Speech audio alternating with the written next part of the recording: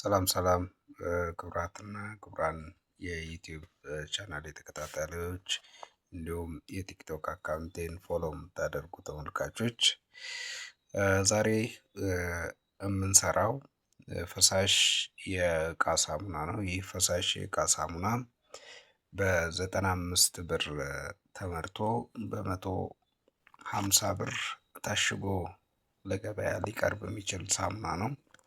በዚህ ሳሙና ውስጥ የምጠቀማቸው ኬሚካሎች አሉ። ይሄ በእጅ ያዝኩት ጥቁር ያለው ላፕሳ ነው። ይሄኛው ደግሞ ካፕ ነው። ቀደም ብሎ በፌስታል ያየነው ደግሞ ኤስኤልኤስ ነው። ከዛ ውጪ ኮስቲክ ሶዳ ነው። ይሄ በእጅ ያዝኩት ኮስቲክ ሶዳ ጥንቃቄ የሚያስፈልገው አደገኛ ኬሚካል ነው። ይሄ ኬሚካል በምንጠቀምበት ጊዜ በእጃችን በቆዳችን እና በአይናችን ላይ ሊያደርስ የሚችለው አደጋ ከፍ ያለ ስለሆነ ጥንቃቄ ያስፈልገዋል። ይሄኛው ቀለም ነው። ቀለምም እንዲሁ ሰዎች ስለሚወዱ ሰዎች የበለጠ የሚወዱትን ቀለም እንጠቀማለን። ቢጫማ ቀለም ነው ለዚህ ሳሙና የምጠቀመው። ስለዚህ የምርት ሂደቱ ምንድነው የሚሆነው? መጀመሪያ ኤስኤልኤሱን ለክቼ እጨምራለሁ። ከዛ በኋላ የሚቀጥለው ላፕሳ ነው። ላፕሳንም እንዲሁ የሚፈልገው መጠን ነው የምጠቀመው። በቲክቶክ በዩቲዩብ የምትከታተሉኝ በቪዲዮ መጨረሻ ላይ ፎርሙላውን ሙሉ በሙሉ ማስቀምጥላችሁ ይሆናል። ስለዚህ ፎርሙላውን ዛሬ ልታገኙት ትችላላችሁ። አሁን ለአንድ ኪሎ ግራም ፈሳሽ ሳሙና 100 ግራም የሚጠጋ ኤስኤልኤስ እንጨምራለን። ኤስኤልኤስ ጥቅሙ ምንድነው? እሱ ቆሻሻን ያስለቅቃል። ከዛ ውጪ ሳሙናው አረፋ እንዲኖረው ያደርጋል። ይሄ ኬሚካል በተለያዩ ግብአቶች ውስጥ አገልግሎት ላይ ይውላል። ከነኛ ውስጥ በጥርስ ሳሙና እና በሌሎቹም የሳሙና አይነቶች ውስጥ አገልግሎት ላይ የሚውል ኬሚካል ነው። ከዛ ውጪ በልብስ ሳሙና በደረቅና በፈሳሽ ሳሙና እንጠቀመዋለን ማለት ነው። እና በዚህ መልኩ ኤስኤልኤሱን መጥኜ ጨምሬያለሁ። ቀጥሎ ደግሞ ላፕሳውን እጨምራለሁ ማለት ነው። ላፕሳውንም እንዲሁ መጥኜ ነው የምጨምረው። በተለይ አሁን ላይ እንደምታውቁት ገበያ ላይ በጣም ዋጋው ጨምሯል። ምክንያቱም የላፕሳ ዋጋ ወደ 1550 ብር እየተሸጠ ነው። ስለዚህ ይሄንን ኬሚካል በኤስኤልኤስ የተወሰነ መጠኑን ወይም ፖርሽኑን ካልቀነስን በቀር በምርታማነቱ ላይ ትርፍ ማግኘት አንችልም። ስለዚህ ሳሙናው በላፕሳ በበለጠ ሬሾ በምንሰራበት ጊዜ የቆሻሻ ማስለቀቅ አቅሙ ከፍ ያለ ይሆናል። ነገር ግን ከዋጋው አንፃር ደግሞ በጣም ውድ ስለሚሆን ለማምረት ትርፋማ መሆን አንችልም። ስለዚህ የተወሰነውን ፖርሽን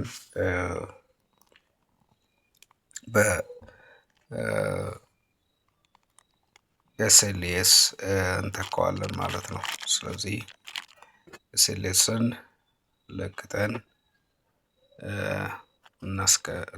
እናስገባለን ማለት ነው። እንግዲህ የምርት ሂደቱ ቀደም ሲል እንደተገለጸው ነው። አሁን ኤስኤልኤሱን ለክተን ከጨረስን በኋላ ላፕሳውን እንጨምራለን። ላፕሳው እስከ 10 ግራም መጠቀም እንችላለን። 10 ግራም ላብሳ ወደ 15 ብር አካባቢ ነው የሚጠጋው። ስለዚህ 15 ብር አካባቢ የሚሆን ላብሳ ዋጋ ያለው ላብሳ እንጠቀማለን ማለት ነው። ከዛ ውጪ ካፕ አለ። ካፕ በኪሎ 140 ብር ነው። ስለዚህ እኛ የምንጠቀመው ወደ 35 ግራም ነው። ይሄ 35 ግራም በዋጋ ደረጃ በጣም አነስተኛ ዋጋ ነው። ወጪ ነው የሚያስወጣን። ነገር ግን ለሳሙናው ደግሞ የበለጠ አረፋማነት እንዲኖረው የቆሻሻ ማስለቀቅ አቅሙንም ይጨምራል። የሳሙናውን አረፋማነት ይጨምራል። ስለዚህ አሪፍ የሆነ ኬሚካል ነው። ይሄ አሁን እየጨመርኩ ያለሁት ላብሳ ነው። ላብሳ በዚህ መልኩ ጨምሬያለሁ። ከዛ ቀጥዬ የተወሰነ እያማሰልኩ ደግሞ ካፑን እጨምራለሁ ማለት ነው። እንግዲህ ካፕ ደግሞ ምን ጥቅም አለው ያላችሁ እንደሆነ ቆዳችን በሳሙና እንዳይጎዳ ያደርጋል። ምክንያቱም ሳሙና በምንጠቀምበት ጊዜ ሰውነት ላይ ጉዳት ሊያደርሱ የሚችሉ ኬሚካሎች በሳሙና ውስጥ ይኖራሉ። እነዚህ ኬሚካሎች ሰውነታችንን እንዳይጎዱ የሰውነታችንን ቆዳ እንዳይጎዳ እንደ ካፕ አይነቶቹ ኬሚካሎች ጥቅም አላቸው ወይም ደግሞ መጠቀም ያስፈልጋል። ስለዚህ በቆዳችን ላይ የሚከተለውን ጉዳት ያስቀራሉ ማለት ነው። ከዛ ውጪ እንደ ግሪስሊን መጠቀም ወይም ደግሞ መጨመር ይኖርብናል። እዚህ ፎርሙላ ላይ በርግጥ አላካተትኩትም ግሪስሊን። በዚህ መልኩ እንትን ካልን በኋላ ካዋሃድን በኋላ ካፑን ላብሳውንና ኤስኤልኤሱን በዚህ መልኩ እናዋህደዋለን። እንደዚህ በምናደርግበት ጊዜ ሶስቱም አንድ ላይ እርስ በርስ ስለሚዋሃዱ ውሃ ስንጨምርበት ያለ ችግር ይዋሃዳል። ስለዚህ አንዱ ጥቅም ይሄ ነው።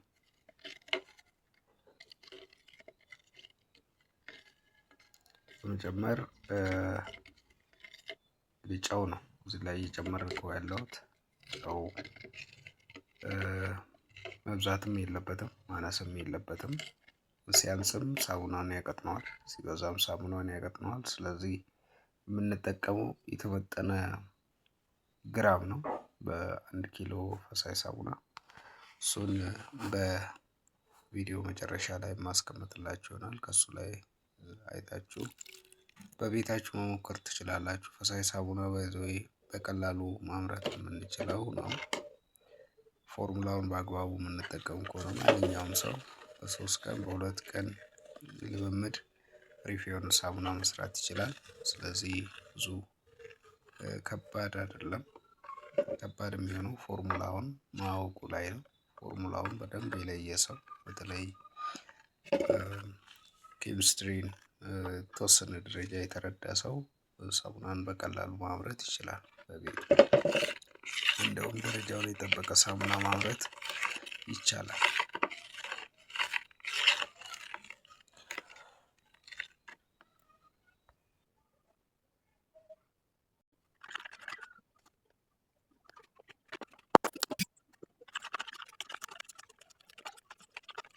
በመጨረሻም ወደ 840 ግራም አካባቢ የሚሆን ውሃ ጨምረን በዚህ መልኩ ቀስ ብለን ካዋሃድን በኋላ አረፋው ከውስጡ ሙሉ በሙሉ እስኪወጣ ድረስ እንጠብቃለን ማለት ነው።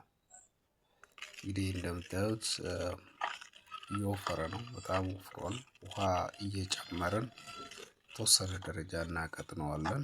እዛ መጨረሻ ላይ ለ10 ሰዓት አካባቢ እንጠብቀዋለን። አረፋው ከውስጥ ሙሉ በሙሉ እስኪወጣ ድረስ። አረፋው ሙሉ በሙሉ ከወጣ በኋላ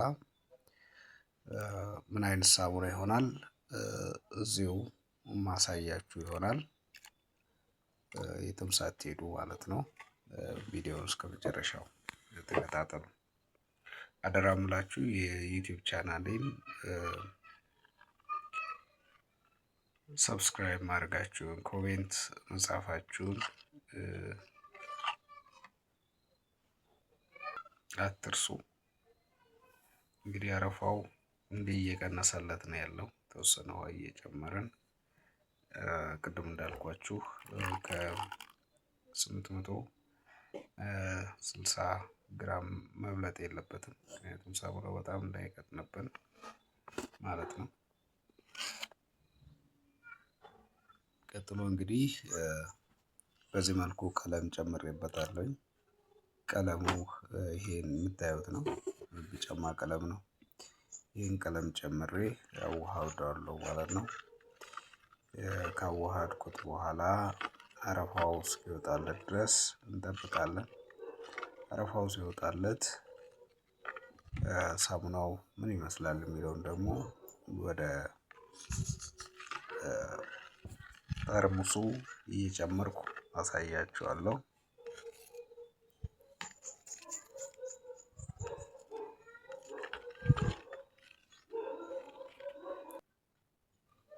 እንግዲህ ከሰዓታት በኋላ ሳሙናው እንዲያረፋው ከውስጥ ወጥቶ ይሄ የምታዩትን ጥርት ያለ ፈሳሽ ሳሙና ሆኗል። አይበጣጠስም፣ ያለ ነው። ምቹ የሆነ ሳሙና ነው። ይህን ሳሙና እንግዲህ ወደ ሳሙና ጠርሙሳችን እንጨምራለን ማለት ነው። እንግዲህ እዚህ ደረጃ ላይ የሚደርሰው ከ10 ሰዓት አካባቢ ቆይታ በኋላ ነው። ምክንያቱም አረፋው ሙሉ በሙሉ ከውስጡ መውጣት አለበት። አለበለዚያ ለመለካትም ሆነ ለእይታ ብዙ አይማርክም፣ አይስብም። ስለዚህ እዛ ነው መቆየት ያለበት። እንግዲህ በዚህ መልኩ እንለካለን። እየለካን ወደ ጠርሙሳችን እንከታለን ማለት ነው።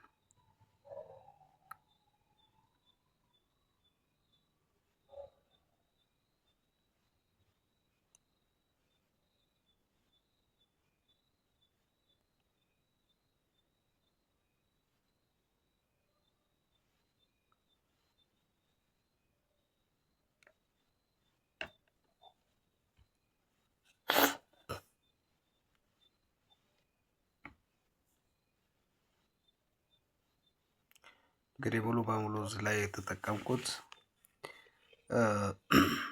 100 ግራም ኤስኤልኤስ፣ 10 ግራም ላብሳ እንዲሁም 25 ግራም ጨው፣ ኮስቲክ ሶዳ 4 ግራም፣ ቀለም ወደ 5 ግራም አካባቢ ነው። ከዛ ውጭ ካፕ 35 ግራም ተጠቅሜያለሁ። ስለዚህ እነኚህን አንድ ላይ አዋህደን ነው ምርጥ የሆነ ፈሳሽ ሳሙና፣ ይሄንን የምታዩት ምርጥ ፈሳሽ ሳሙና ያበረትኩት። እናንተም በየቤታችሁ መሞከር ትችላላችሁ። ጥያቄ ካላችሁ ደግሞ ኮሜንት ሴክሽኑ ላይ አስቀምጡልኝ። በቲክቶክም በዩቲዩብም የምትከታተሉ ሰዎች ይህንን ይመስላል።